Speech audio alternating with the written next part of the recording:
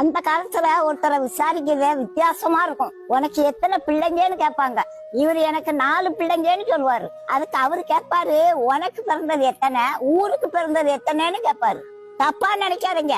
உனக்கு பிறந்ததுன்னா ஆம்பளை பிள்ளைங்க, ஊருக்கு பிறந்ததுன்னா பொம்பளை பிள்ளைங்க. ஆம்பளை பிள்ளைங்கன்னா என்னைக்கு நமக்கு சொந்தம் நம்ம கூடவே இருக்கும். பொம்பளை பிள்ளைங்க யாருக்கு எந்த ஊருக்கு சொந்தமா போகுதோ, அதனால ஊருக்கு பிறந்தது எத்தனைன்னு கேட்பாங்க. பொம்பளை பிள்ளைய கட்டி கொடுத்த பிறகு தாய் தப்ப கொஞ்சம் ஒதுங்கி இருக்கணுங்க. அப்பதான் அந்த பிள்ளைங்க நிம்மதியா வாழ முடியும். ஆனா இந்த காலத்துல அப்படி இல்லைங்க. தாய்க்காரி போன் போட்டு மணிக்கணக்கா தினமும் அவட்ட பேசுவான். செல்லக்குட்டி உன் மாமியார பார்த்தால ராட்சசி மாதிரி இருக்கு, ஆரம்பத்திலேயே விட்டு கொடுத்துறாத, அவன் தலைக்கு மேல ஏறிடுவா. அவன் 1 கேட்டானா நீ 9 கேட்கணும். உன் நாத்தனார் ஒருத்தி வருவாளே, அவ மூஞ்சி கூட பப்பாளி பழம் மாதிரி இருக்குமே, அவட்ட எச்சரிக்கையா இரு செல்லக்குட்டி. அப்ப அவன் புருஷங்கிட்ட துட்ட கறந்துருவாமா. மக அங்க இருந்து சொல்லுவா, வேலை வேலைன்னு வேலை தாங்க முடியலமான்னு சொல்லுவா. அட செல்லக்குட்டி உன்னை எப்படி பொத்தி பொத்தி வளர்த்தேன்னு சொல்லுவா தாயி.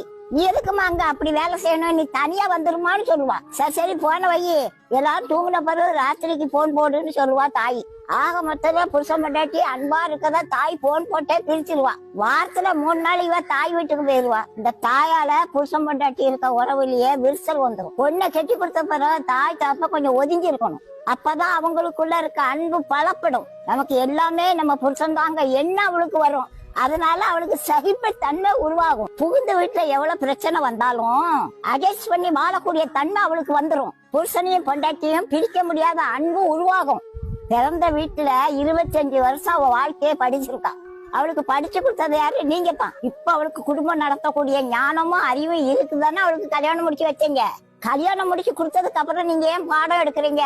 பரிசு எழுத இடத்துல பாடம் சொல்லி கொடுக்கறது தப்பு. கடவுள் நல்ல ஆலோசனை கொடுத்திருக்காருங்க. புருஷன் பொண்டாட்டி அவங்க 2 பேரா இருந்தாலும் உடலால அவங்க ஒருத்தரும். தாய் தப்பனை கொஞ்சம் விட்டு மனைவியோட ரொம்ப அன்பா இருப்பானா. ஆணுக்கும் அதான் பொண்ணுக்கும் அதாங்க. நீங்க தாய் தப்ப எவ்வளவு ஒதுங்கி இருக்கீங்களோ அந்த அளவுக்கு அவங்க நல்லா இருப்பாங்க. பிள்ளைங்க வாழ்க்கையில நீங்க தலையை நீட்டி பிள்ளைங்க வாழ்க்கையை நீங்க கெடுத்துறாதீங்க. நீதிமன்றத்துல கெட்டுக்கிட்டா டைவர்ஸ் கேஸ் இருக்குங்க. இந்த கேஸுக்கெல்லாம் முக்காவாசி பெத்த தாய் தாங்க காரணம். டைவர்ஸ் பண்றது கடவுளுக்கே பிடிக்காத ஒண்ணுங்க.